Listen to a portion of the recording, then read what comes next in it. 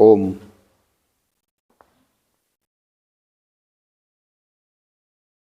सभी मिलकर के पवित्र गायत्री मंत्र का उच्चारण करेंगे। ओम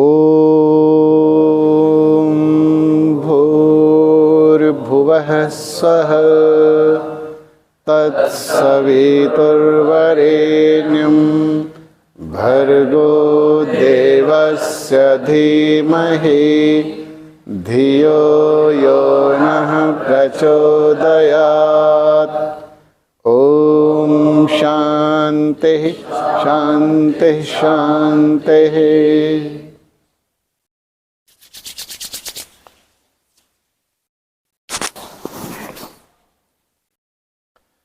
बहुत आदर और सम्मान के योग्य हमारे आचार्य जी, साधक जी, उपस्थित सभी शिक्षक वृंद, प्यारे बच्चों, आज प्राकृतिक चिकित्सा शिविर का पहला दिन और आज आपने कुछ प्रक्रियाओं को किया।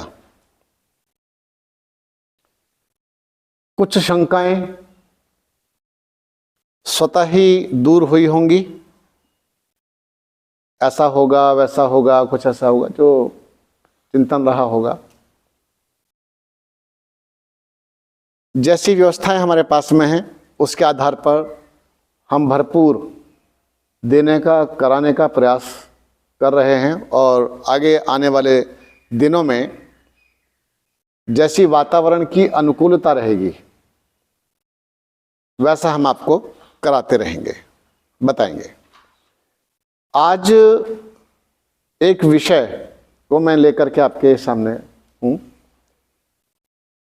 मिट्टी के द्वारा उपचार। सबसे पहले मिट्टी का चुनाव करना होता है। कैसी मिट्टी चाहिए? मिट्टी गहरे गड्ढे की, लगभग 3 से 4 फीट गहरा गड्ढा खोद करके उसके अंदर से मिट्टी निकाली जाए। उस मिट्टी को ला करके फिर धूप में डाल देते हैं। होना तो यह चाहिए कि उसको कूट के छान करके तब उसका उपयोग किया जाए। आपने कुम्हार को देखा होगा। कुम्हार के यहाँ जब कुम्हार मिट्टी लाता है किसी भी खदान से या कहीं से भी, तो मिट्टी को वो पहले सुखाता है और फिर उसको कूटता है। कूटने के बाद उसको छानता है। छानने के बाद फिर उसको भिगो करके जो भी उसको पात्र बनाने वैसा करता है। चिकित्सा के लिए शुद्ध मिट्टी की आवश्यकता होती है। ऊपर की जो मिट्टी होती है, ऊपरी परत, कभी कभी कहीं भराव होता है स्थान पर, किसी स्थान पर पहले से कुछ भराव था और करते करते उसने मिट्टी के जैसा रूप ले लिया, परंतु वह मिट्टी नहीं हुई है अभी, और वो जो कचरा वहां पर था गल गया है, सब कुछ है, लेकिन अभी वह चिकित्सा के लिए उपयोग में नहीं लाई जा सकती। हो सकता है किसी खेत में डाली जा सके खाद आदि के रूप में। वर्षों पूर्व सन 1999 में, 98 या 99 में मेरा शिविर दिल्ली में था। साहेब सिंह वर्मा मुख्यमंत्री उसके उद्घाटन के लिए आए थे और उस शिविर में क्या हुआ, मिट्टी जो थी वो आ गई ऊपर वाली, शुद्ध मिट्टी नहीं थी। जहां पर खेती नहीं होती है ऐसे स्थान पर, जंगल में, हो सकता है थोड़ी सी मिट्टी हटा दो, ऊपर की जड़ें वगैरह निकल जाएंगी, हो सकता है वो मिट्टी भी ली जा सके, परंतु वहां जो मिट्टी आ गई थी वो बेकार मिट्टी थी। देखने में तो लग रहा था कि चिकनी चिकनी होगी, काली काली होगी, कुछ इस तरह की थी, पर वो जब पेट पर लगाई गई, मिट्टी गीली करके जब पेट पर लगाई गई तो पेट के ऊपर फपोके जैसे आ गए लोगों के,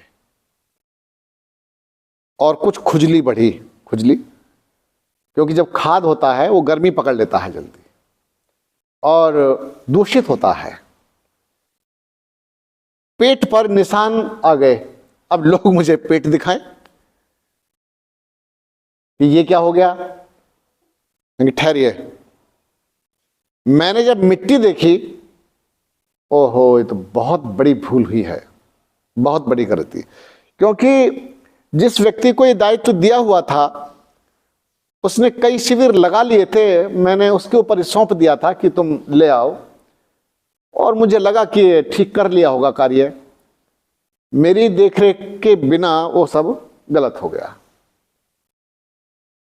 मिट्टी बदलवाई गई। चिकित्सा जब हमें करनी होती है, अपने उपचार के लिए मिट्टी जब लेनी होती है, तो कंकड़ पत्थर वाली मिट्टी नहीं होनी चाहिए। मिट्टी चिकनी होनी चाहिए, चिकनापन उसके अंदर होना चाहिए।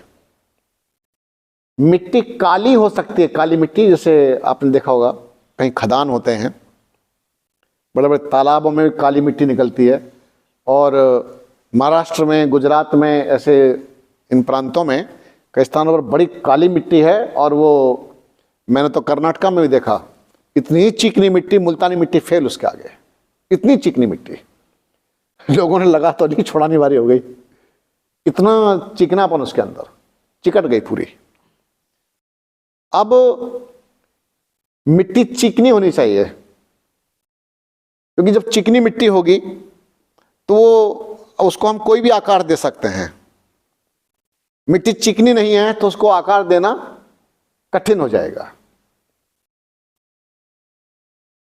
मिट्टी तो वैसे स्वतः ही शुद्ध होती है, इतने पर भी कुछ बाधा अगर आ सकती है तो क्या बाधा आ सकती है कि उसमें कुछ ना कुछ दोष हो, तो उसको दूर करने के हमारे पास कई उपाय भी रहते हैं। तो एक बात ये स्पष्ट हो गई कि गहरे गड्ढे की हो और साफ मिट्टी हो, बिना कंकड़ पत्थर की हो, और चिकनापन लिए हुए होनी चाहिए। आपने देखा होगा कि माताएं जो घरों में लेपन कार्य करती हैं ना, जो कच्चे स्थान हैं उनको लिपाई करती थी। पहले तो दीवारें भी कच्ची होती थी, उनकी भी लिपाई होती थी गोबर के द्वारा और पीली मिट्टी के द्वारा। वो चिकनी मिट्टी पीली मिट्टी होती थी, विशेषकर घरों की लिपाई के लिए। धरती को भी काली मिट्टी से नहीं लेपा जाता, और पीली मिट्टी होती थी। हो सकता है कि काली होती हो, तो हमें उसका जानकारी नहीं। अब वो चिकनी मिट्टी होनी चाहिए, छान करके उसका उपयोग। अब उसका उपयोग हमें कहां कहां कैसे कैसे करना है ये भी मैं बताऊंगा आपको। अब आप कहेंगे कि मिट्टी के बारे में आप इतनी चर्चा कर रहे हैं, मिट्टी में आखिर ऐसा क्या है जो बीमारियां ठीक कर सकती है? मिट्टी में क्या नहीं है, पहले तो ये बताइए। ये जितना भी सब दिखाई दे रहा है, ये कहां से निकल के आया है? एक छोटा सा बीज डालते हो और यूं निकल करके आता ऊपर।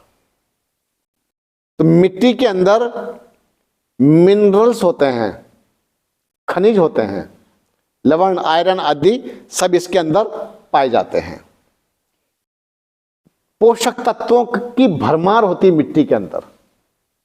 आपने कई स्थान ऐसे देखे होंगे कि जहां पर भूमि अच्छी नहीं है, मतलब बंजर भूमि है, बंजर भूमि यानी कि वह मिट्टी खेती के लायक नहीं है, लेकिन अब देखना यह होगा क्या यह मिट्टी उपचार के लायक है, उपचार के योग्य है, तब उपचार के लिए हम उसको उपयोग में ला सकते हैं।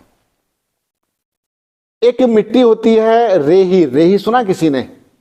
रेही, आपके पुराने समय में तो रेही से कपड़े धुलते थे, याद हो गया होगा। हाँ देखो, हाँ, तो रेह से कपड़े धुलते थे, पर वो उपचार के योग्य नहीं थी, वो तो खराब कर देगी त्वचा को भी। तो मिट्टी का चुनाव हमें करना आना चाहिए। एक बात और है कि जैसे आपने देखा सड़कें खुद रही होती हैं, कहीं कहीं तो इतनी बढ़िया बढ़िया मिट्टी निकल रही होती है धरती के अंदर से, बहुत बढ़िया बढ़िया अच्छी मिट्टी निकल रही होती है। तो मैं तो आप लोगों से भी यही कहूँगा कि अपने यहाँ पर कुछ मिट्टी ऐसे एक और को स्टोर करके रख लें, ला करके स्टोर करके रख लें। बच्चे आपके पास में बड़े अच्छे बच्चे हैं, आपके बहुत प्यारे बच्चे हैं, और थोड़ा सा उसको वैसे ही जैसा मैं बता रहा हूँ और सेवा मान करके उसको सुखा के कूट के छान करके बढ़िया 2-4 बोरे कट्टे रख लो इकट्ठे करके। अब ये मिट्टी आपको बहुत वरदान बन जाएगी, काफी आपको लाभ देने वाली मिट्टी बनेगी। सिर से लेकर के पैर तक, पैर के तलवे तक आपके संपूर्ण शरीर को लाभ देगी। अब इसके मैं कुछ उपयोग बताने प्रारंभ करता हूं। मिट्टी की पट्टियां लगाई जाती हैं, मड पैक बोलते हैं उसको अंग्रेजी में, मड पैक, मिट्टी की पट्टी। मिट्टी की पट्टी के लिए आप, जैसे आपने देखा होगा नैपकिन होते हैं ना, ये तौलिया होते हैं, इतना मोटा कोई कपड़ा ले लें, काट करके बना लें, और मिट्टी को रात्रि के समय गीला कर दें। भले ही आपने छान रखी है, उसको गीला करके रख दें, और गीला करके रखें तो प्रातः काल में वह मिट्टी कितनी कैसी होनी चाहिए, जैसे माताएं घर में आटा बनाते हैं ना, घर में अपना रोटी बनाने का आटा होता है, इस तरह से उसको गूंथ करके तैयार करके रख ले। अब लगभग 1 इंच मोटी और लगभग आप उसको आधा फुट के करीब गोलाई में ऐसे ऐसे आधा फुट के करीब आप ये मिट्टी ले लें। अभी कभी कभी हम देखते हैं कि किसी का पेट, टमी, इसको टमी बोलते हैं ना, बेली बोलते हैं, तो ये पेट किसी किसी का बड़ा मोटा होता है। अब मोटा पेट है तो उसके तो लिए हमें थोड़ा सा बड़ी बनानी पड़ती है, बड़ी पट्टी पहले देख लेते हैं, और पेट पर मिट्टी की पट्टी लगाई जाती है इस स्थान पर। ये नाभि केंद्र है ना, नाभि को थोड़ा सा कवर कर लें, कवर करते हुए और नीचे तक ले जाएं। और अगर किसी को आंतों में बहुत बड़ी समस्या है तो पूरा ऊपर से भी ले सकते हैं, लीवर में दिक्कत है इस तरह से, तो आप ऊपर तक भी लगा सकते हैं। लेकिन पेड़ू संस्थान को विशेष यहां तक, नाभि से नीचे की तरफ भी मिट्टी जानी चाहिए। मिट्टी जब यहां जाती है, अब इसके 2-3 तरीके हैं।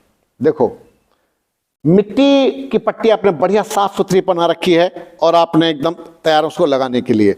अब आप यह देख लें कि ठंड तो नहीं है बहुत अधिक।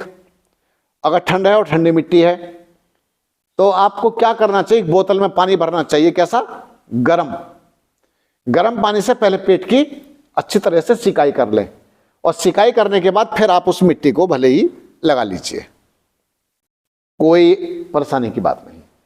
क्योंकि वो मिट्टी जो है थोड़ा सा ठंडी लगेगी, लेकिन थोड़ी देर में ही गर्म होनी प्रारंभ हो जाएगी। आपके अंदर भी तो गर्मी है ना, और आंतों में जो पड़ा हुआ मल है तो, और आपकी जो त्वचा की जो परतें हैं, उन परतों के अंदर जो विष होता है, विष को खींचने का काम करती है मिट्टी, विष को सोखने का काम करती है मिट्टी। अब मिट्टी लगी है आपकी, आप लगाएंगे लगभग कितने मिनट? 30 से 40 मिनट तक पेट पर लगा के चुपचाप लेटे रहिए। ठीक इसी तरह से आप जब पेट पर लगाएं तो अपने आंखों पर भी लगा सकते हैं। आंखों के लिए और माथे के लिए मिट्टी की पट्टी, और लंबी वाली ऐसे किसी कपड़े पर फैला करके, जितना चौड़ा माथा है और हमारी आंखें यहां तक आ जाए, नासिका बच जाए, और इतना यूं कवर कर लें यहां तक, ऐसे मिट्टी आप लगा लें माथे पर। अब आप चुपचाप शांत होकर के शवासन में लेटे रहें। शवासन में आप लेटेंगे, उस अवस्था में आप गायत्री मंत्र का जप कर सकते हैं, मन ही मन ओम का जप कर सकते हैं, और बड़ा आनंद लीजिए। फिर किसी को घुटने में दर्द होता है कई लोगों को, तो घुटने के दर्द के लिए हम क्या कर सकते हैं, थोड़ा सा तिल का तेल ला करके रखें, हल्दी रखें, या अरंडी का तेल रखें, अरंडी का तेल आता है ना,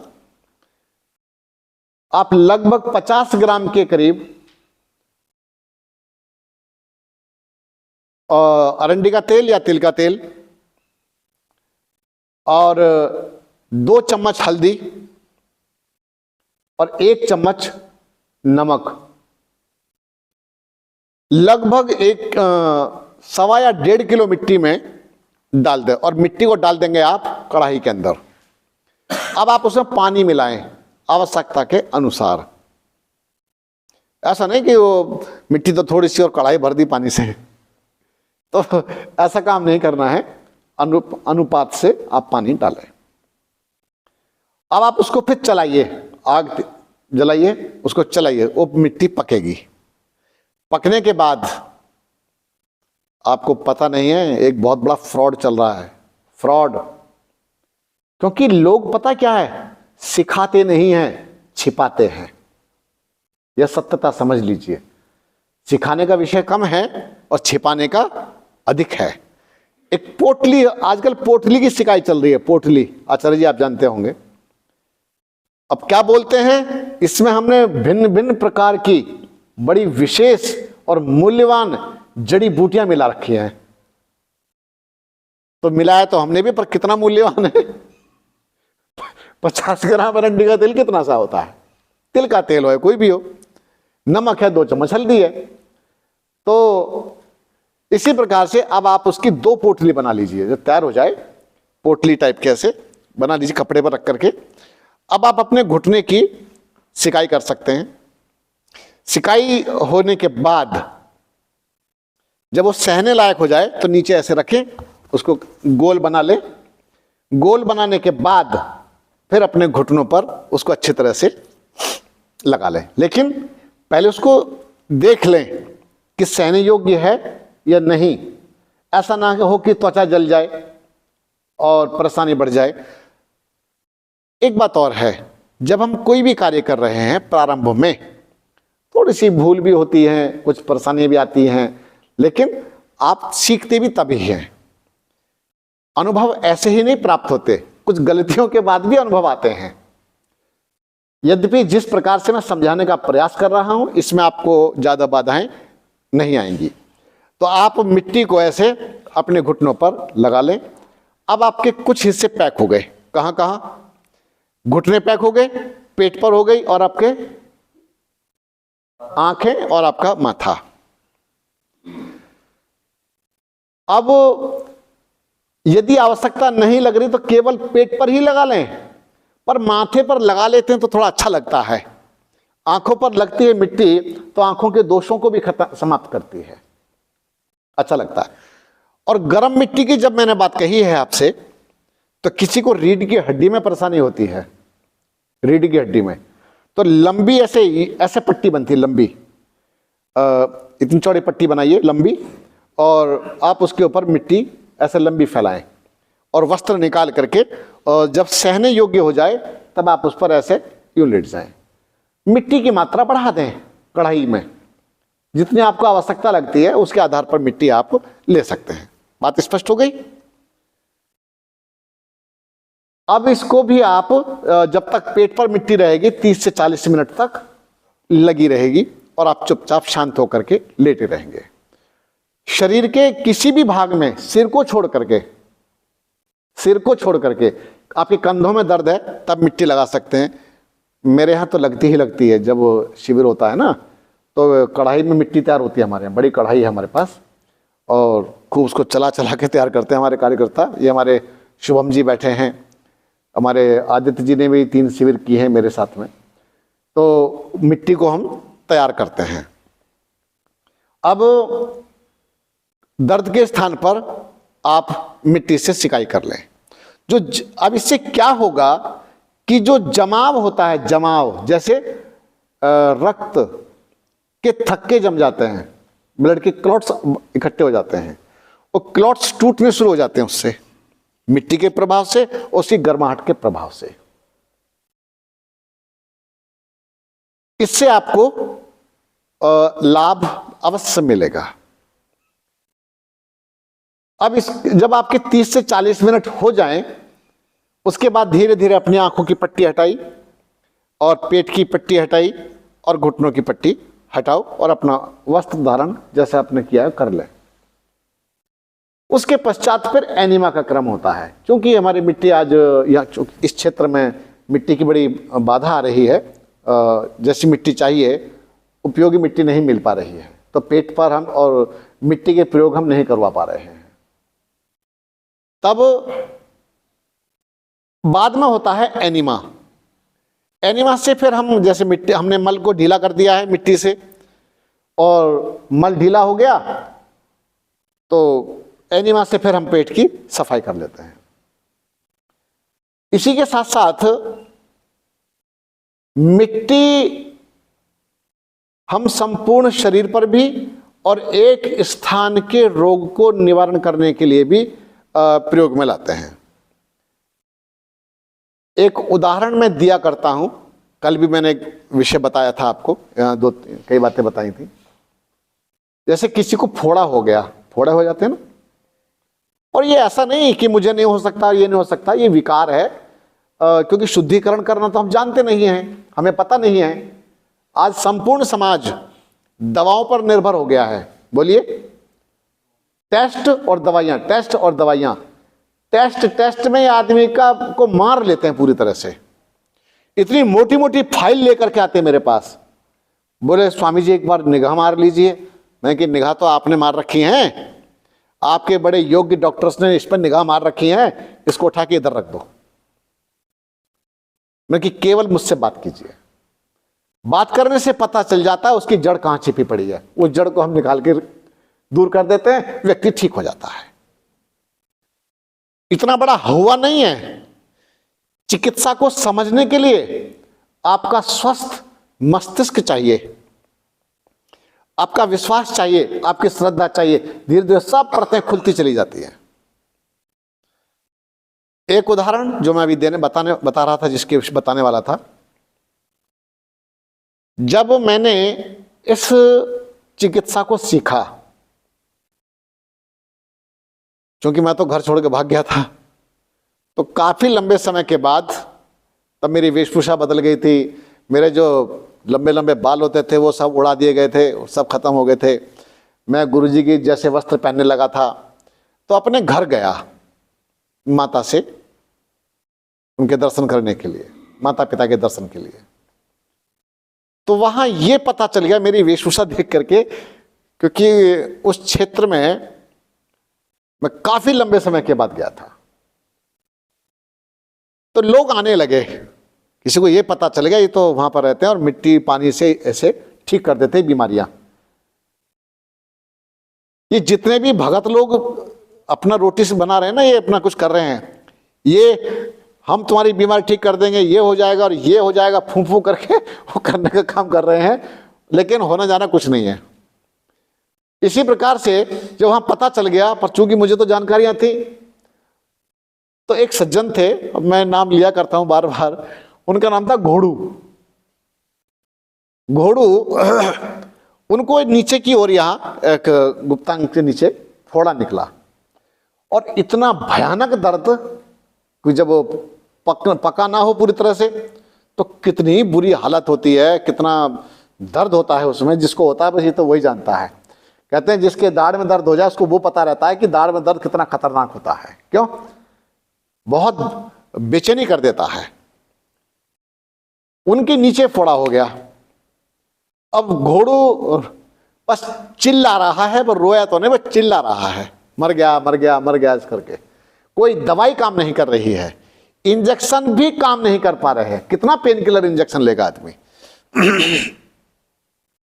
उसके बाद उनकी देवी जी, उनकी पत्नी मुझे घर ले गई कि आप जरा देख लो। मैंने जाकर देखा। उनको उस समय अंकल जी कहा करते थे, क्योंकि उस वातावरण वही सब चलता है। तो मैंने जा करके मैंने कि क्या हुआ आपको? बोले मेरे तो इतनी बड़ी समस्या बन गई है। मैं कोई समस्या नहीं है, देखते हैं।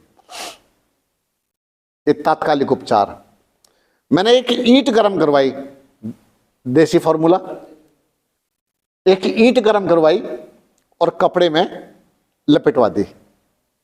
उनके यहाँ चूंकि मिट्टी, वहां पर अच्छी मिट्टी मिल जाती है और ढेर लगा हुआ था मिट्टी का लेपन आदि के लिए।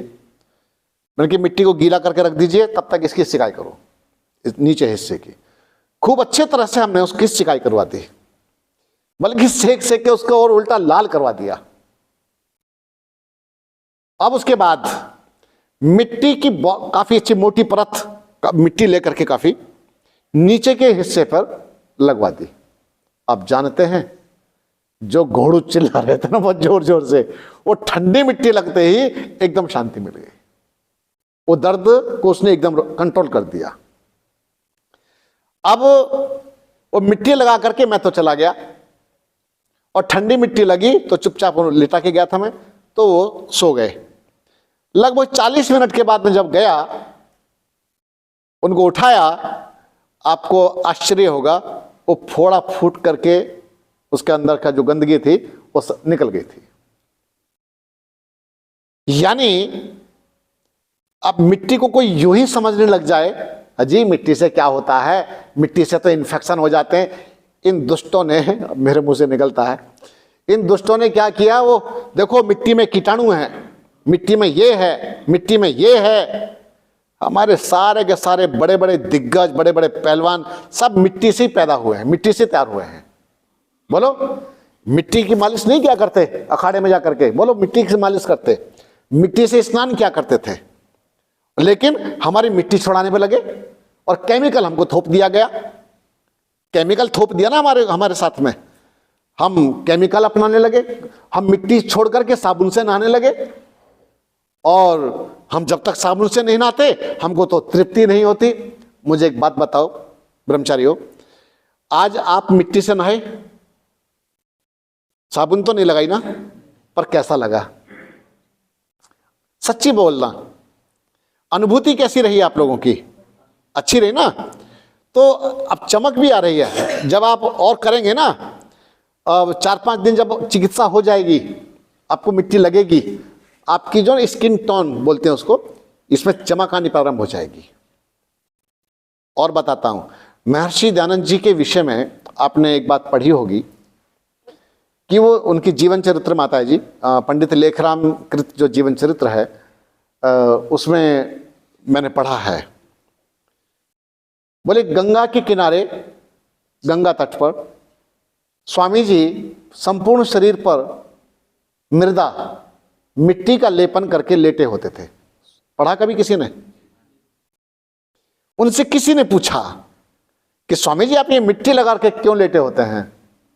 बोले भाई मिट्टी लगाने से जो विषैले कीड़े आदि होते हैं उनका प्रभाव नहीं होता। अधिकांश वो लंबे समय तक गंगा तट पर ही उन्होंने विचरण किया है, तो मिट्टी के संपर्क में वे रहते थे, मिट्टी अपने पूरे शरीर पर लगा करके रखा करते थे। उनकी काया, शरीर कहते हैं शीशे की तरह से दमकता था, चमकता था ऐसे। जो मैंने पढ़ा है, बोले शीशे की तरह से चमकता था। इतना ब्रह्मचर्य का प्रताप और प्राकृतिक और नैसर्गिक जीवन जीने का परिणाम था वहां। इस बात से स्पष्ट होती है कि जितने भी जीव जंतु या पशु आदि जितने भी हैं जो मिट्टी के संपर्क में हैं आज भी, वे सभी लगभग स्वस्थ हैं जो मिट्टी के संपर्क में हैं। और जो मिट्टी के संपर्क से हटा करके घरों में कैद कर दिए गए, वो लगभग बीमार हैं। एक बात आपने सुनी है या नहीं सुनी है, परीक्षण किया गया, परीक्षण करने पर भैंस आदि को का जब परीक्षण किया गया, डायबिटीज निकली है, डायबिटीज, मधुमेह। उनको भी मधुमेह का रोग निकला है और वे अंदर ही अंदर कितने रोगों से ग्रसित रहते हैं बोलते तो है नहीं जो बता दे, बस ये होता है कि खाना छोड़ दिया उन्होंने, उसी से कुछ आभास हो जाता है, अरे पानी भी नहीं पिया है आज तो इससे पता चलता है कि ये रोगी है। यदि वे जंगल में चरते हैं और स्वच्छंद रहते हैं, तालाब में स्नान करते हैं और मिट्टी आदि के संपर्क में रहते हैं, तो वे बीमार नहीं होते। मनुष्य भी स्वभाव से जंगल में रहने वाला ही है। ये भी, इसके पास में कुछ ये महल नहीं थे, ये तो हमने अपनी सुविधाओं के आधार पर गढ़ गढ़ कर रख दिए हैं। ये महल नहीं है, ये बीमारियों वाले घर हैं सारे के सारे। तब मिट्टी के संपर्क में ही रहा करते थे लोग, मिट्टी के घरौंदे होते थे, उसको बोलते घरौंदे, मिट्टी के घरौंदे होते थे, मिट्टी के छोटे छोटे मकान होते थे, उन्हीं में जनजीवन चला करता था और ठाठ से रहा करते थे। आज भी पता नहीं राजस्थान में या कहां पर एक गांव है कोई ऐसा कि वहां पर किसी व्यक्ति ने भी पक्का मकान नहीं बनाया। क्यों? उनके पुरखे बता गए हैं कि मिट्टी को मत त्यागना। वहां पर कोई भी पक्का मकान नहीं है। और बताएं आपसे, वहां अरबपति लोग हैं उसमें, उन कच्चे घरों में अरबपति रहते हैं, बड़े बड़े जमींदार लोग रहते हैं। तो मिट्टी के महत्व को समझना है। कभी आप आगे चल करके आश्रम भी बनाओगे तो मैं तो आपसे यही कहूंगा कि प्राकृतिक, बिल्कुल नेचुरल आश्रमों का निर्माण वापस लौटना चाहिए, अगर बचाना है तो और बचना है तो। मिट्टी जब हम अपने शरीर पर लगाते हैं, आपने आज सर्वांग मिट्टी का लेप किया, तो हम कई प्रकार की मिट्टी का उपयोग अपने शरीर पर कर लेते हैं। मुल्तानी मिट्टी भी ले लेते हैं, मुल्तानी मिट्टी ना मिले तो गेरू मिट्टी भी ले सकते हैं, गेरू मिट्टी ना मिले तो चीकनी मिट्टी ले सकते हैं, चीकनी ना मिले तो दूसरी मिट्टी ले सकते हैं। तो कई प्रकार की मिट्टी आप अपने लिए उपयोग में ला सकते हैं त्वचा पर लगाने के लिए। अब मिट्टी में मिलाते क्या है? जैसे मान लीजिए किसी को त्वचा का रोग है, त्वचा रोग है, त्वचा के रोग को दूर करने के लिए आप, चलो उदाहरण से समझाता हूं। मेरे गुरुजी के पास एक व्यक्ति आए, भूषण सरीन, सरीन उनका सरनेम, पंजाबी व्यक्ति, दिल्ली की बात है, अशोक विहार की। उस समय मैं ऐसा था जैसे मेरे साथ में ये बच्चे रहते हैं, ऐसा ही था, मैं सारे कार्यों को किया करता था। तो उनको था सोराइसिस, पूरा शरीर लगभग सड़ा हुआ था, पीप निकलता था, खून निकलता था, इतनी बुरी हालत थी। वो चकत्ते चकत्ते से फैल जाता ना पूरे शरीर पर, ऐसे खुजा खुजा करके, और फिर सफेद सफेद पपड़ी सी आती थी और शरीर की हालत बड़ी खराब थी। सच तो यह है कि मैंने ऐसा रोग, इतना भयानक सोराइसिस पहली बार देखा था। गुरुजी के पास में आते तो थे, पर वो रोगी मेरे पल्ले नहीं पड़ते थे। वो आश्रम में जो कार्यकर्ता होते थे वही उनकी चिकित्सा करते थे, लेकिन शिविर में उस समय मैं संभाल रहा था। तो गुरुजी ने कहा कि ऐसा करो विनोद, पहले मेरा नाम विनोद था, कि बेटा तुम इनको नींबू का रस लगा के और मिट्टी लगा दो और मिट्टी में भी नींबू मिला लो। मैं क्या ये जी ऊपर मैंने नींबू का रस निकाल लिया और उनको नींबू का रस लगा दिया। और जैसे ही नींबू का रस लगा और भूषण शरीर चेतना से भर गए, उछाले मारे, बोले मैं तो मर गया, दोबारा नहीं आऊंगा इधर। मैं कि देखो गुरुजी ने कहा है तो करना पड़ेगा, अब नीचे नहीं उतरना कि मैं नहीं करवा रहा, अब आप करवाइए। बोले ये तो जलन बहुत ज्यादा हो गई है। मैं कि कोई बात नहीं, तभी ठीक होगा, ये रोग ऐसे ही नहीं जाएगा, आपको थोड़ी साधना करनी पड़ेगी, तब करना पड़ेगा। उसके बाद फिर मिट्टी जब लगी ठंडी ठंडी तो फिर थोड़ा सा शांति मिली। उसी शिविर में चिकित्सा करते करते उनके त्वचा का जो रंग था वो बदलना प्रारंभ हो गया था, और जो भयंकर खुजली हो रही थी वो सब ठीक होने प्रारंभ हो गई थी। फिर उसके पश्चात 2 महीना तक मेरठ पांचली आश्रम में वो रहे और वो बिल्कुल जैसी हमारी त्वचा है ऐसी त्वचा लेकर के वहां से वापस लौटे। उसके पीछे की कहानी केवल मिट्टी नहीं है, उसके पीछे का कुछ और भी है। एनिमा भी दिया, शुद्धि क्रिया भी हुई, पानी पर उपवास भी कराया, रसाहार भी कराए, उस तरह का एक जो पूरा प्रकल्प होता है वो सब हमने करवाया। वो ठीक हो गए। त्वचा का रोग है तो त्वचा के रोग के लिए आप क्या कर सकते हैं, जैसे देसी गाय का गोबर। वैसे चरने वाली गाय तो आजकल वैसे कम मिलती है, यदि चरने वाली गाय हो तो उत्तम, नहीं तो फिर जो जिसको चारा मिलता है वही लो। तो देसी गाय का गोबर और गोमूत्र मिट्टी में मिला करके आप लेप कर सकते हैं अपने शरीर पर, उससे त्वचा का रोग बिल्कुल ठीक हो जाता है। अब ये मत पूछना कितने दिन में ठीक होता है, समय तो थोड़ा लगेगा, लेकिन आप समझ लीजिए कि आप सही दिशा में चल पड़े। ये तो हुआ लेपन करने का। अगला तरीका, मिट्टी का गड्ढा। मिट्टी का गड्ढा, अभी आपने आज सूखी मिट्टी भरी है, गीली मिट्टी का गड्ढा भी होता है। गीली मिट्टी का गड्ढा भी होता है और गीली मिट्टी भी हम अलग अलग तरीके से अपने कार्य में लाते हैं, उपयोग में लाते हैं। मिट्टी का गड्ढा तैयार कर लेते हैं और उसमें गोबर आदि का घोल तैयार कर लेते हैं, मिट्टी आदि का, और उसके अंदर आदमी को घुसा देते हैं। उतने समय तक वो पानी मिट्टी में रहेगा और मिट्टी, गोबर और गोमूत्र जब उसमें लगातार उसके त्वचा पर, पूरे शरीर पर लगा रहेगा तो अब वो अपना कार्य करना प्रारंभ कर देगा। लेकिन एक परिश्रम का कार्य होगा कि वो जो मिट्टी होगी, जो बचा उसका भाग है, वो आपको वहां से निकालना पड़ेगा क्रिया होने के बाद, ताकि अगले दिन फिर आप नए सिरे से चिकित्सा कर सके। मैं उन रोगों की चर्चा कर रहा हूं कि जिनका डॉक्टर के पास कोई ट्रीटमेंट, कोई उपचार नहीं है। नहीं है तो मैं बीमारियां नाम बताता हूं बीमारियों के, आप उनका चिकित्सा करवा दीजिए। किसी भी डॉक्टर के पास ले जाइए, मैं बीमारियों के नाम बताता हूं, कोई समाधान नहीं है, केवल और केवल रोकथाम है थोड़ी सी। क्यों? शरीर को अंदर से साफ करने की, शुद्ध करने की प्रक्रिया उनके पास नहीं है और ना ही आहार की विशेष जानकारियां हैं।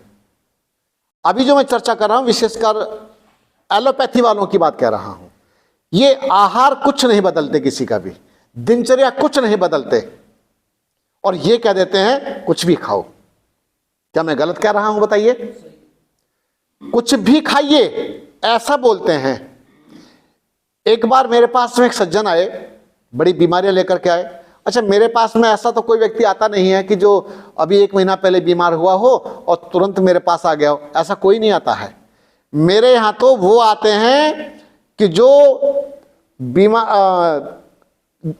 कोई डॉक्टर छोड़ा ही नहीं किसी ने, उन्होंने, ऐसे लोग आते हैं। कोई चिकित्सक छोड़ा ही नहीं आसपास का, दूर दूर तक सब जगह चिकित्सा करा चुके होते हैं और असाध्य रोगों को लेकर के हमारे पास आते हैं।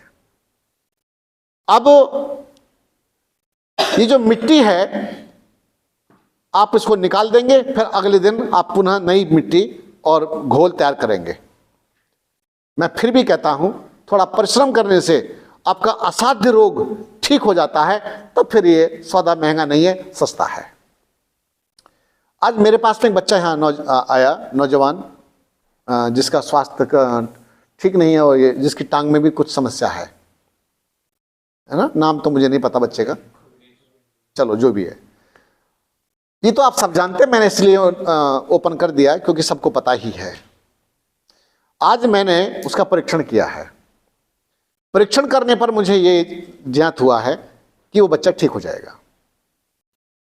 मेरा पूर्ण विश्वास है कि वो बच्चा ठीक हो जाएगा आचार्य जी। अब कुछ उसके लिए परिश्रम करना पड़ेगा, कुछ उसको भी धैर्य रखना पड़ेगा और चिकित्सा करनी पड़ेगी, समय लगे, थोड़ा सा समय लेना चाहिए, हमें जल्दबाजी क्या करनी है, और वो ठीक हो जाना चाहिए। उसने मुझे कुछ बातें बताई कि मुझे यहाँ से मांस निकाला था, कुछ किया था, लेकिन मुझे तो नहीं लगता कि यहाँ से कुछ ऐसी समस्या बन रही है, ऐसा नहीं लग रहा है। मैंने उसको यहाँ से ऐसे देखा कि यहाँ पर कुछ दर्द आदि है मेरे दबाने, बोले हाँ दर्द हो रहा है, पूरा सेंस तो है ही, तो सब कुछ है, तो अब क्या करना है, उसकी नाड़ियों को संचालित करना है,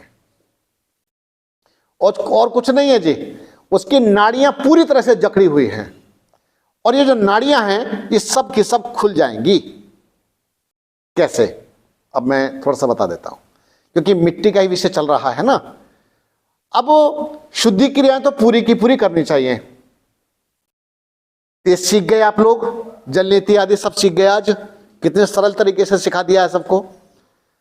वो शुद्धि क्रियाएं भी करें, मिट्टी की पट्टी भी लें और एनिमा भी लें। ये तो इतना हो गया बच्चे के लिए।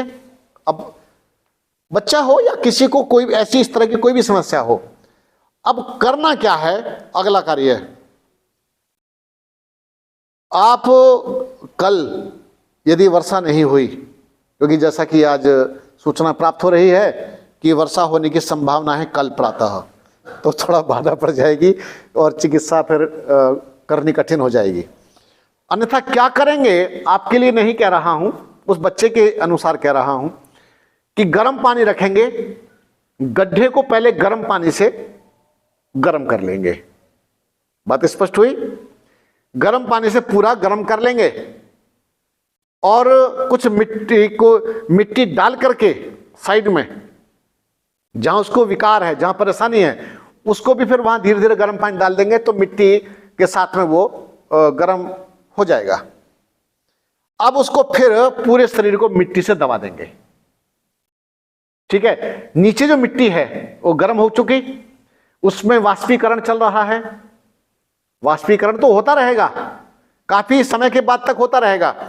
अब उसके बाद में जो मिट्टी है ऊपर से ढक दी जाएगी। अब वो जितनी उसकी नाड़ियां दबी पड़ी हैं वो सब की सब रिपेयर होनी प्रारंभ हो जाएंगी। मिट्टी बहुत बड़ी चिकित्सा है, मिट्टी चिकित्सा बहुत बड़ी चिकित्सा पद्धति है।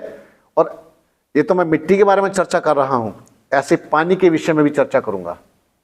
और कल जो प्रश्न उठ रहे थे ना, कई बातों का मैं उत्तर शायद संभवतः ऐसे यूं ही झट से देने में मुझे संकोच होता है, कि उसके पीछे की कहानी जो होती है ना, वो समझना बड़ा अनिवार्य होता है।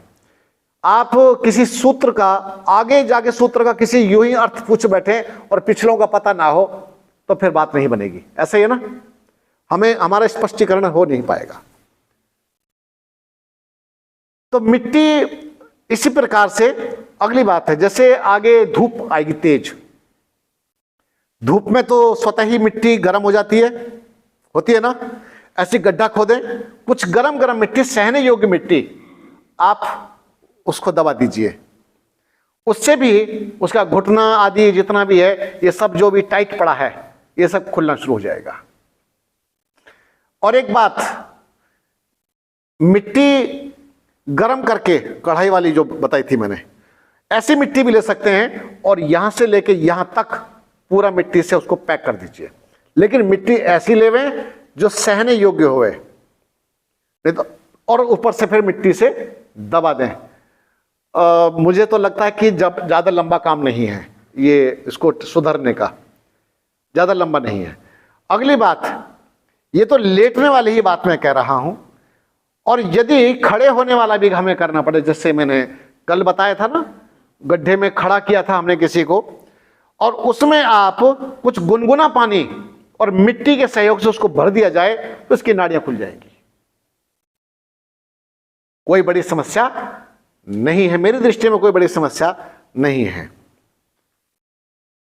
परंतु ऐसी अवस्था में चावल, दर्द आदि की उसमें चावल नहीं खाना चाहिए। आप भी यहां नहीं है ना बच्चा, वो यहां पर नहीं है ना? नहीं, मैं अभी उसको ध्यान में रख करके बात करती है। हाँ, उसको चावल नहीं देना है, दही छाछ नहीं देना है, चिकित्सा के समय ऐसी कोई वस्तु नहीं लेंगे। मैंने कल भी बात की थी आपसे कि जब चिकित्सा चल रही होती है शरीर का शुद्धिकरण चल रहा होता है, तो उस अवस्था में ठोस आहार नहीं लेना चाहिए। पर इसमें क्या होता है, जब चिकित्सा होती है तो भूख भी बहुत जोर से लगती है, बहुत जोर से भूख लगती है। क्यों? आंतों की गंदगी निकाल दी, रेक्टम जो भरा पड़ा था वो गंदगी निकल गई, और उल्टी आदि करके, वमन आदि करके ऊपर का आमाशय धुल दिया, साफ हो गया। अब तो जागृत होनी है ना, भूख तो जागरूक हो जाएगी। आपका नाश्ता भी रोक रखा है, नाश्ता तो बंद है ना अभी, आज कहां आपने नाश्ता किया, तो उससे कुछ परेशानी हुई क्या आपको? झूठे, कुछ नहीं है, ये सारी मन की परेशानियां हैं। सुन लीजिए, तो सूप तो पिया था, तो सुनिए, तो सूप पिया था। और कभी कभी ऐसा करना भी चाहिए कि चलो आज प्रातःकाल का नाश्ता छुट्टी कर देते हैं, कोई सूप बना लेते हैं। सप्ताह में क्या बुरा है ये, तो सप्ताह में एक की जगह आप 2 गिलास पी लो, तरल पदार्थ हो जाएगा। ठोस आहार लेने की अपेक्षा ये प्रातःकाल, ऐसे भोजन कितनी बार करना चाहिए आपके हिसाब से? 2 बार। आप कितनी बार करते हैं? 3 बार करते हैं आप भोजन। तो 3-3 बार की अपेक्षा वैसे भोजन 2 बार ही होता है। देहात में भी 2 बार भोजन करते हैं, प्रातः और सायं। लेकिन उनकी एक आदत होती है, एक अभ्यास बन जाता है रात्रि में दूध पीने का। और क्योंकि अगर 5 बजे या 6 बजे के लगभग किसी ने भोजन कर लिया है, तो भैया 9-10 बजे तक उसे फिर भूख लगाती है। ऐसा ही है ना, यदि आपने जल्दी भोजन कर लिया तो रात्रि में फिर भूख लगाती है। कई बच्चों को भी लगी होगी ऐसे ही, क्यों? बच्चे तो उछल कूद करते हैं, तो रात्रि में फिर वो दूध पी लेते हैं। आधा लीटर दूध पी गए तो बस तृप्ति हो गई। तो इस प्रकार से नैसर्गिक जीवन ज्यादा उपयोगी है। मिट्टी का सेवन और मिट्टी के उपयोग इस प्रकार से आप कर सकते हैं। एक उदाहरण मैं और दिया करता हूं, उसे भी सुनो। अब तो मेरे एक मित्र थे, अब वो नहीं है, उनका देहांत हो गया। मॉरिशस से एक मेरे मित्र आए जिनका नाम था संजय छेदी। वो आए किस लिए थे? मुझे मॉरिशस लेकर के जाने के लिए। उससे पहले ही मेरे तो टिकट वगैरह सब हो चुके थे, किसी और ग्रुप ने मुझे बुलाया हुआ था। ये रविवेद सभा की ओर से आए थे, और वो जिन्होंने मुझे बुलाया था आर्य सभा मॉरिशस की ओर से मुझे वहां पर कार्य करने के लिए बुलाया गया था। इन्होंने मुझसे कहा जब मेरे घर आ गए कि आचार्य जी, स्नान करने के लिए कुछ साबुन मिल जाए। कि साबुन का क्या करेंगे, वो रखा है अंदर एक पात्र में। बोले नहीं, वहां कुछ नहीं है नहाने के लिए। अब उनको तो पता नहीं ना, तो उसमें एक मिट्टी का पात्र होता है, आप भी समझ लीजिए। आज कुछ बच्चे पूछ रहे थे कि हम मिट्टी से नहा सकते हैं क्या? किसी ने पूछा था ना आज मुझसे, आज ही पूछा था।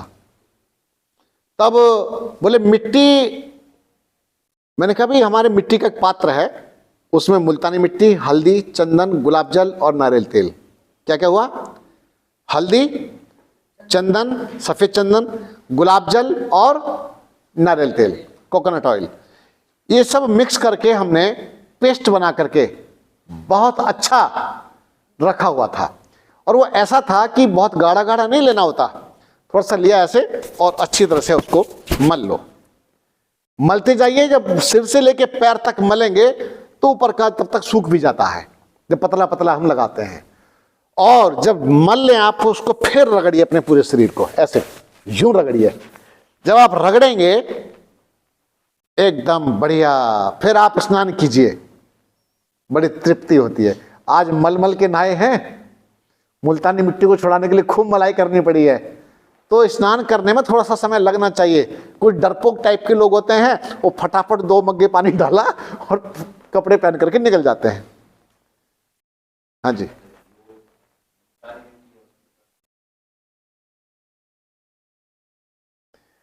ठंडे गर्म से कुछ नहीं है, और ऐसी कोई प्रकृति ठंडी नहीं है कि हमको स्नान करने में बाधा आएगी। सुनिए, उसमें एक तरीका ये भी है कि आप उसमें थोड़ा सा गुनगुना पानी मिला लीजिए। गुनगुना पानी मिला लेंगे, साबुन भी तो ठंडी, साबुन भी तो ऐसी होती है, साबुन में क्या है, ये तो ऐसा समझो कि जैसे साबुन से नहाते हैं, ये उसी का एक स्थान है, विकल्प दे रहे हैं। और केमिकल से बचाना चाहता हूं। आपने इसमें चूंकि हल्दी भी मिलाई है, थोड़ी सी चंदन भी मिलाया है, कई सारी चीजें आपने मिलाई हैं, तो इससे कुछ ऐसा नकारात्मक प्रभाव आपके ऊपर नहीं आएगा। और यदि आपको ऐसा लगता है कि बड़ी प्रकृति ठंडी है, तो आप चिकनी मिट्टी ले आइए, काली वाली। तो काली मिट्टी ऐसी आती है कुछ मिट्टी जिससे आप, जिसमें कुछ मिलाने की आवश्यकता नहीं होती है, वो तो स्वतः ही सिद्ध होती है, उसमें सब कुछ परमात्मा ने लगता है मिला के रखा हुआ होता है। फिर भी यदि आप सुगंधी की दृष्टि से चाहें, तो जैसे मैंने गुलाब जल आज मिलाया था मिट्टी में, आप गुलाब जल से उसको गीला कीजिए, थोड़ी सी हल्दी मिला लीजिए। हल्दी से क्या होता है, मिट्टी के जो दोष होते हैं वे दूर हो जाते हैं। हमारे यहाँ जो गड्ढे खोद के रखते हैं ना जी, हमारे शिविरों में, हम रात्रि के समय उसमें क्या डाल देते हैं, हल्दी, ऐसे मुट्ठियां भर भर के ऐसे यूं डालते हैं, हल्दी डालते हैं ताकि उसमें कीड़े आदि न रहे। और मिट्टी का यदि कोई दोष है, क्योंकि रोगी अगर कोई लेटा है, उस दोष को भी वह समाधान कर देती है हल्दी। जी बोलिए। जैसे हल्दी और ये चंदन आदि जो मिक्स कर लेते हैं, बहुत पहले से वो बना करते हैं, बना के रख लेते हैं जी, उससे बहुत दिन रख, वो उससे कुछ बेकार नहीं होते। जब आप प्रतिदिन उसको उपयोग में लेते रहते हैं ना, प्रतिदिन आप बना करके छोड़ मत दीजिए। जब उसमें हाथ लगता रहता है, जब आप उसको गोलते रहते, तैयार करते रहते हैं, अच्छा इतना भी हमें 1 महीने के लिए क्यों बनाना है, हम 5-7 दिन के लिए बना लें, 5 दिन के लिए बना के रख लें, थोड़ी सी भिगोएं, उसी से अपना काम चल जाएगा बढ़िया। तो लंबे समय तक हमें रखने की आवश्यकता भी नहीं है, ठीक है। तो इस तरह से आप मिट्टी से स्नान कर सकते हैं, और इससे अच्छा साबुन कोई नहीं है। उसमें चूंकि आप नारियल तेल पहले से मिला के रखेंगे, जब आप स्नान करके आएंगे तो आपको लगेगा कि अलग से नारियल, मतलब कुछ तेल आदि लगाने की आवश्यकता भी नहीं है। फिर भी यदि आपको लगता है तो सरसों का तेल रखें। सरसों का तेल लगाते होंगे ना आप लोग, या नारियल तेल लगाते हैं? सरसों का तेल ही ज्यादा उपयुक्त है। बालों में भी लगा सकते हैं, त्वचा पर वैसे भी लगा सकते हैं, लाभ देता है। तो मिट्टी से आप अपने संपूर्ण शरीर को बिल्कुल स्वस्थ कर सकते हैं, इसमें कोई संशय नहीं है। अभी मिट्टी से संबंधित कोई बात आप पूछनी है आपको तो पूछिए जी।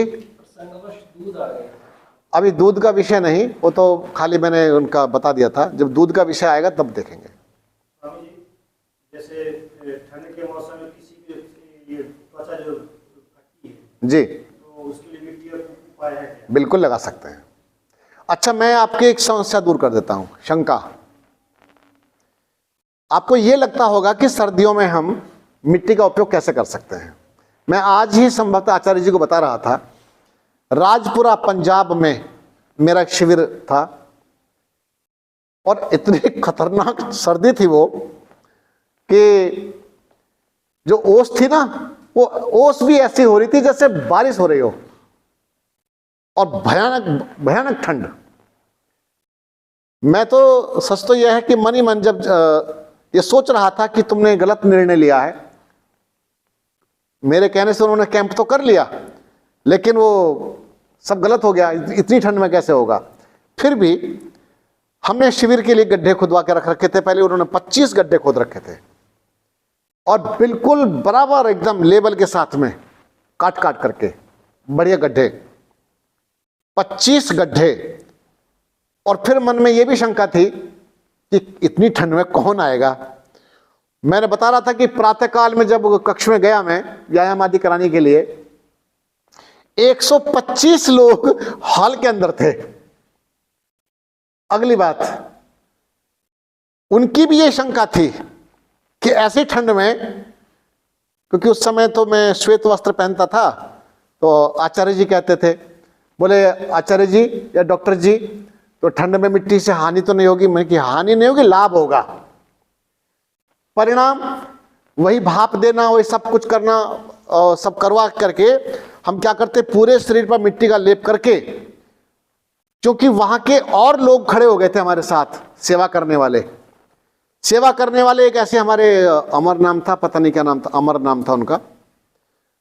उन्होंने बड़ा कढ़ा लाए, कढ़ाई बड़ी वाली, जिसमें खूब सारा हलवा बनता है ना, ऐसी कुछ कढ़ाई लाए और उसको चालू कर दिया और उसमें गर्म पानी चालू कर दिया और खूब सारी मिट्टी गर्म करनी प्रारंभ कर दी। मुझे बड़ा अच्छा लगा कि भाई देखो, ऐसे जब शिविर होते हैं तो ऐसे सहयोग के लिए आगे आना चाहिए। अब हाँ जी बताइए, गर्म पानी फिर ले करके वो गड्ढों में डालने के लिए गर्म पानी की हमें आवश्यकता थी। और वहां बच्चे आगे, पता नहीं कहां से इतने सारे बच्चे आ गए। उन्होंने जैसे वानर सेना की तरह से फटाफट काम कर दिया हमारे। और गड्ढे में हमने गर्म पानी डाल करके और लेप लगा करके हमने माताओं को भी, पुरुषों को, सबको लिटाया। वही तरीका अभी जो मैंने थोड़ी देर पहले स्पष्ट किया था कि जब जमीन को हमने गर्म कर लिया है और व्यक्ति उसके अंदर लेट जाएगा और मिट्टी ऊपर से ढक देंगे तो अंदर से सिकाई चलती रहेगी। तो आप इस भ्रम में ना रहें कि सर्दी में चिकित्सा नहीं कर सकते, कुछ ऐसा नहीं, वो कर सकते हैं आप, उससे मिट्टी भी लगा सकते हैं। और सर्दी में ऐसा नहीं कि वो धूप निकलती नहीं है, तो धूप भी निकलती ही है। और जब भी धूप निकले आप ओट में बैठ जाइए और मिट्टी को गीला करके आप अपने हाथों पर लगा सकते हैं, पैरों पर लगा सकते हैं। बोलिए। मात्रा क्या होगा साबुन बनाने के लिए? नहाने के लिए मान लीजिए 1 पाव आपके पास मुल्तानी मिट्टी है। 1 पाव में आप लगभग 25 ग्राम नारियल तेल मिला दीजिए। 1 पाव में आधा चम्मच से थोड़ा सा ऊपर, पौन चम्मच हल्दी मिला दीजिए। 2 चम्मच सफेद चंदन मिलाइए।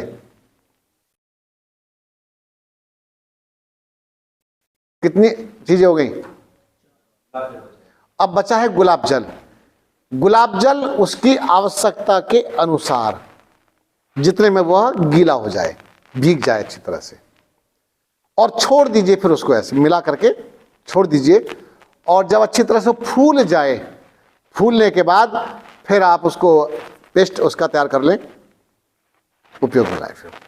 और जैसे किसी को डार्क सर्कल आ जाते हैं, आंखें यहां से काली काली हो जाती हैं, है ना, एक भ्रम मत पालिएगा कि ज्यादा पढ़ाई से हो जाती हैं, ऐसा नहीं है। ये सभी की आंखें यहां से काली नहीं होती हैं, नीचे से हिस्सा सबका काला नहीं होता है। पढ़ाई करने वाले, पढ़ाई से इसका कोई लेना देना नहीं है। ये भी आपका रक्त विकार और त्वचा का एक विकार है। ये विशेषकर जिनको पित्त प्रवृत्ति होती है या पित्त प्रकोपित हो रहा है और पित्त बढ़ जाने के कारण भी ये काला कालापन यहां पर आ जाता है। शुद्धिकरण करोगे, मिट्टी का लेपन आदि कर लोगे तो इससे आप ठीक हो जाएंगे। जी बताया था मैंने, तो समझा दिया था उसी समय। नहीं, ये अलग है, वो घुटनों के लिए था। वो घुटनों के लिए है, कमर के लिए है, या अपना कंधों के में दर्द है उसके लिए है। वो ये स्थानीय उपचार कहलाते हैं। हो गया ना? ठीक है। तो ये स्थानीय उपचार हैं, इनको आप समय समय पर, अभी तो हम और करवाएंगे ना, अभी तो चलेगा कार्यक्रम, और बस परमात्मा थोड़ा सा कृपा करें वर्षा ना हो, फिर भी हम देखेंगे किस किस रूप से आपको करवा सकते हैं, तो करवाते रहेंगे। धन्यवाद जी।